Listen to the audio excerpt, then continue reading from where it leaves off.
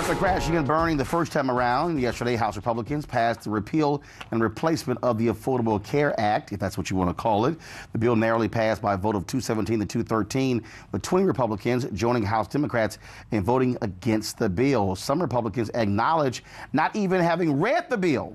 Shocking. Also, the House GOP leadership didn't bother to wait for a final estimate from the nonpartisan Congressional Budget Office of how much the measure will cost and how many people will it cover.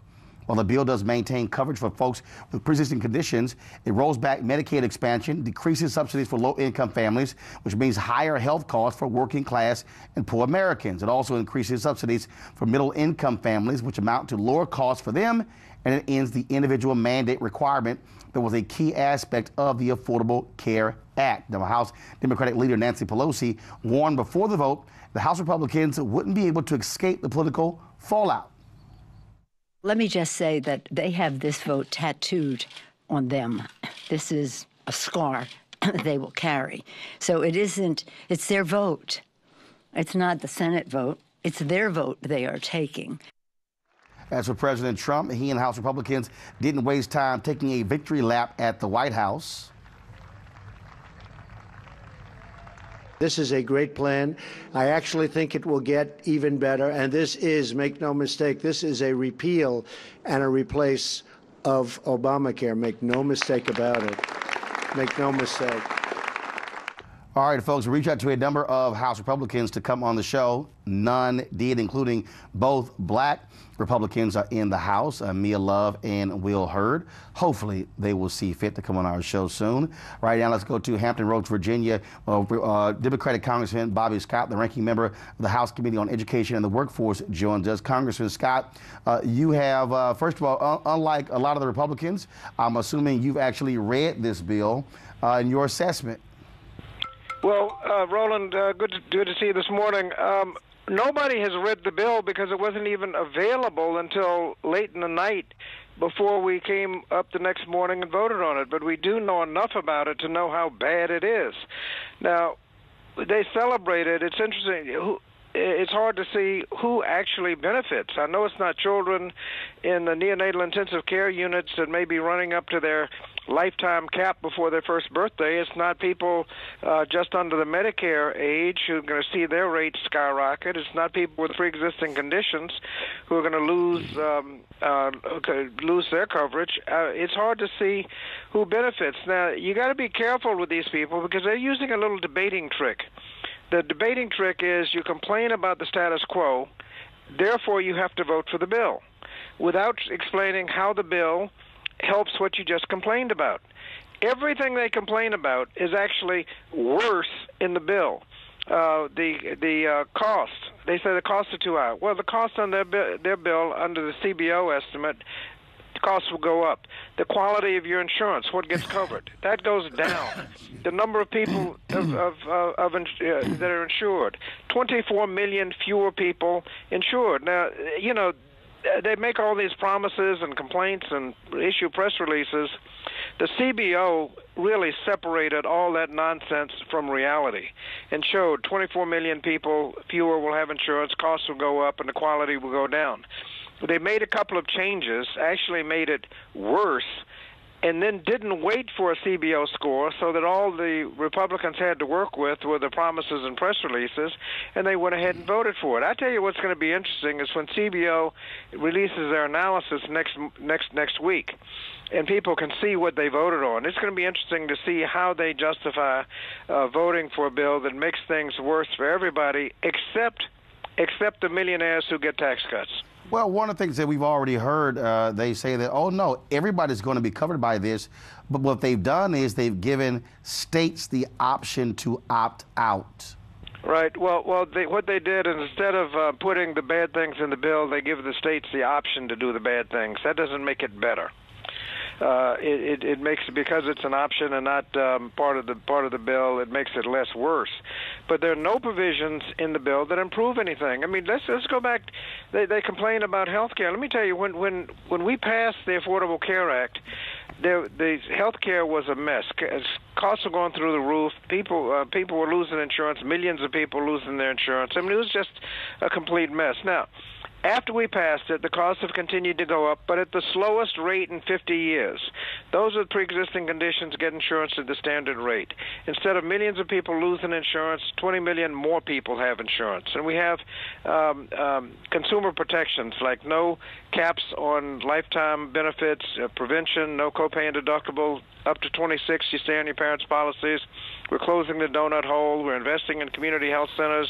You have essential benefits like prescriptive drugs and mental health. All of that's in the bill, and all of that is at risk if you pass the bill. They complain.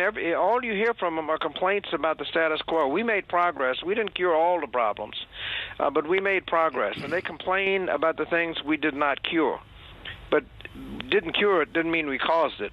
But they have no suggestion of how to make it better. All they have are complaints about the status quo. What's interesting here is the American Medical Association was against this bill.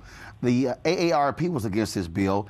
Even the health insurance companies, they were against the bill. Everybody was against the bill because it was a bad bill. You'll have fewer people insured, the costs will go up, and the quality of the insurance goes down. Who's for that? The millionaires who get tax cuts. That's who's for it.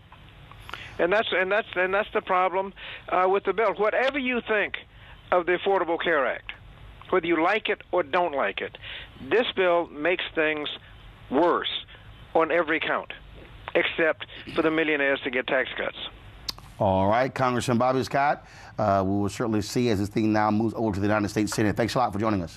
Thank you. All right, folks, let's break this thing down with Pastor Jim Wallace, public theologian and founding president of Sojourners. We have Bishop Harry Jackson, just to my left, senior pastor of Hope Christian Church in Beltsville, Maryland. We also have Dr. Barbara Skinner, who joins us as well, and also Monique Presley, pastor, legal analyst, and principal with the Presley firm. All right, folks, so here's what's interesting here.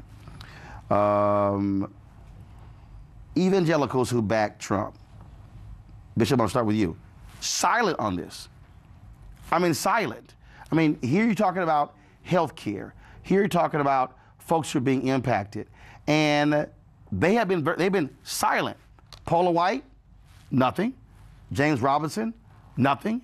Franklin Graham, nothing. And I'm just trying to understand which part of the Bible are they reading when you talk about assisting those who are poor, who are needy? This is a fundamental issue in this country.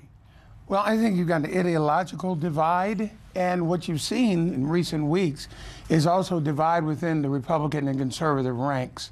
So I think one of our big problems, I think everyone here would agree, is that you don't have anybody working together on the Hill at this moment.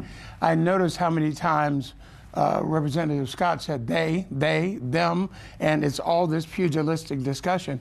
Who's thinking about coming together and solving the problems of the people? So he mentioned rising costs were already going. The stuff was going on with health care was not good. We have got a major problem. It's going to take all hands on board to solve it. Well, here's a problem, Dr. Skinner.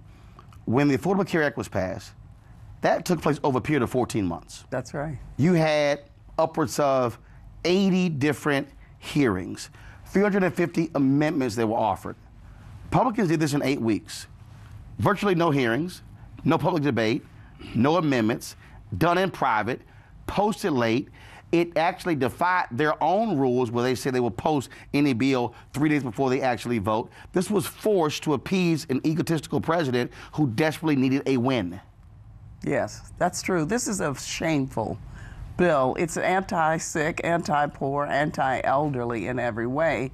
And in many ways, white evangelicals gave cover to the president, to the administration, to do just that. I think Bishop Jackson is absolutely correct.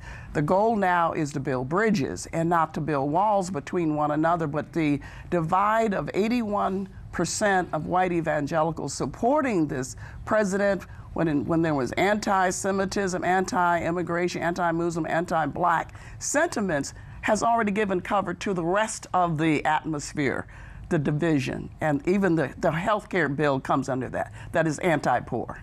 Jim? This is a sad day, very sad day. you talked about the silence of white evangelicals. In the Bible, they're silent about the Bible. Jesus said, I was sick, and you didn't come to see me. The Republicans who passed this bill didn't come to see poor people, elderly, disabled people. Millions have lost their health care because they don't see them. They don't see the people who they cut out. This is a very sad day. You have a white evangelical leader, Jerry Falwell Jr., saying this president is our dream president for evangelicals. What he means is white evangelicals. I'm a white evangelical. I want to call that out because racism is a gospel issue. And Jerry Falwell doesn't seem to think it is. Monique, I want to go to you because you spoke on this before, having a special needs child. There are people out there with children with autism. There are people who are talking about issues with cancer, who are scared to death of this bill because, and see, here's the deal. Republicans are saying it's going to lower premiums. Well, but then it's going to jack up deductibles. And so they're saying, oh yeah, your premium will drop down, but your deductible will be so high, it'll be unbelievable. We've seen some estimates that for a parent with a child who's autistic, it might be $5,000 more. The elderly might be paying anywhere from $17,000 to $20,000 more under this bill if it becomes law. Yes, so they're looking at across the board for autism spectrum disorders that those deductibles would increase to about $5,500, which means you're virtually saying to families, you don't have any insurance anymore because they can't afford to do what it would take to have it. But that's not all. What they're doing is cutting from states' even ability to have Medicaid expansion. They're cutting from every single area. And the problem that I have, and I know that Bishop Jackson was being diplomatic about it, look, the pastors, the preachers, the teachers in this country have been the ones who have ushered us through. They've been moral authority for as long as the history of this country. And there is a failing in that area now.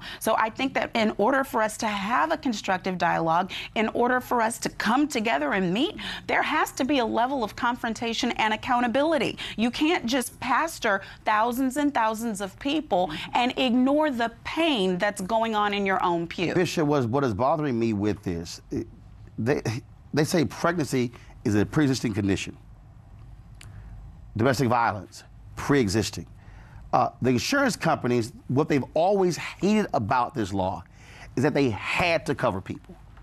And what essentially Republicans are saying here is, as Congressman Scott said, we're going to set it up where states can opt out. They're going to put you folks in this pool over here as if you're lepers, if you will, because the insurance companies don't want to cover those people. And that's the one thing people have said they have liked about this particular law. Well, I think there are real problems here, but I want to address the issue of racism. You can't call your brothers racist. Do you know Jerry Falwell Jr.? Have you ever talked to him? If you go to his commencement happening in a few weeks, 30 to 40% of the people there will be black. I happen to preach with and minister with Jerry Falwell Sr. at the end of his life. So what I resent, Jim, is you just labeling everybody racist. We have an ideological difference in terms of how policies toward the poor are concerned. I think we got to work it out, and I think we need to be more vocal evangelicals. But I don't think we get anywhere if you just you're racist. I don't care what you say. Bishop, I don't want to hear from you. Bishop, this health care bill, as we've just said, leaves out the poor, the sick, the elderly. That's a direct violation of the words of Jesus. This health care bill is not Christian. It's anti-Christian. In the middle of a health care bill, it is my assessment. In the middle of this health care bill, they cut taxes for the wealthy while cutting health for the poor. That is, I want to say, it is important that pastors speak clearly about this and confrontationally. And what I said before was, when Jerry Falwell says this president is a dream president for evangelicals, what he's got to deal with is how people of color in this country and around the world find this a nightmare. not a dream. Hold in tight. terms of how their lives are being impacted every day by these policies. It's not a dream. It feels like a nightmare, and that has to be said. Hold tight 1 second. A peaceful protest turned deadly. 37-year-old black man was shot and killed by Baton Rouge police. His hands are in the air, and you still get shot by the cops. Oh my God, please don't tell me he's dead. We're not going to let hate define us. Race is a big part of this. If truly all lives matter, then all lives need to matter equally. What we require is action. What we require is accountability. We understand that black lives do matter, and we will keep focused on this issue. NewsOne Now, every weekday morning at 7 on TV1.